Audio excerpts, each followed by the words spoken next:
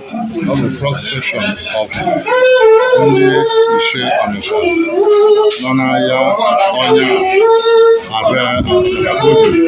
Ozomonya ọ bụ Ndichie nọ n'ahịa Kabara bido n'Osuma na ndị ọzọ wee gaba.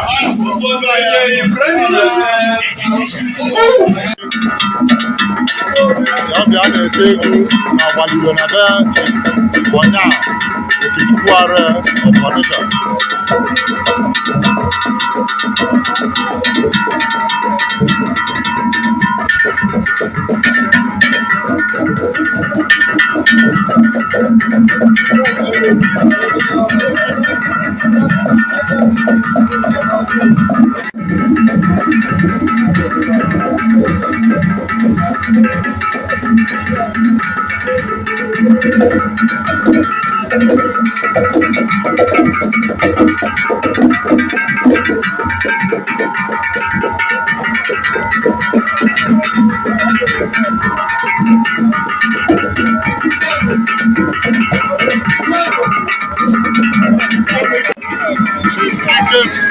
Abado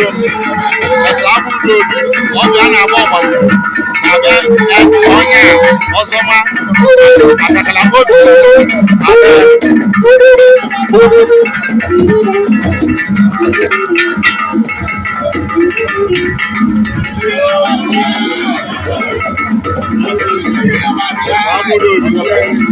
esa abudo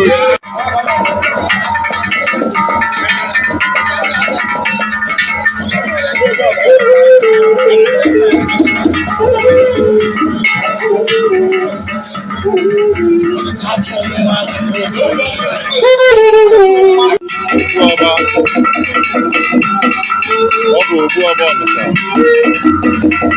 Chuma ụmụnna Ogbu ọba Ayalabom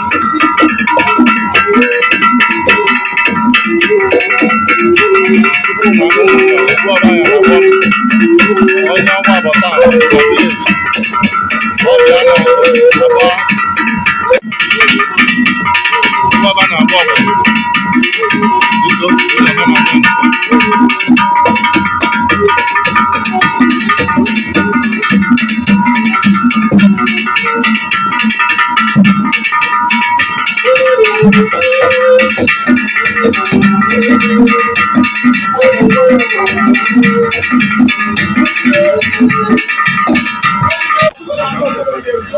Chief Ifeka Areh Bosoja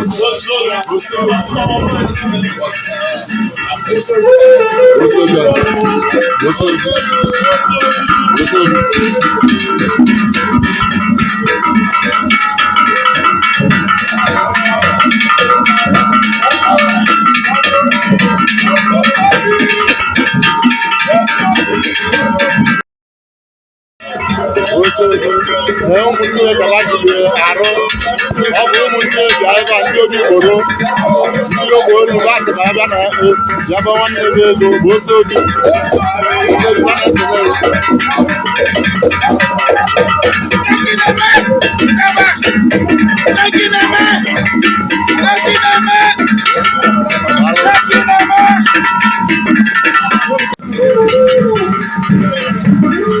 Osuma Afa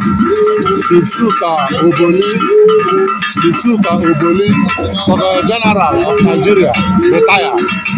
Ifeka Oboli Osuma Afa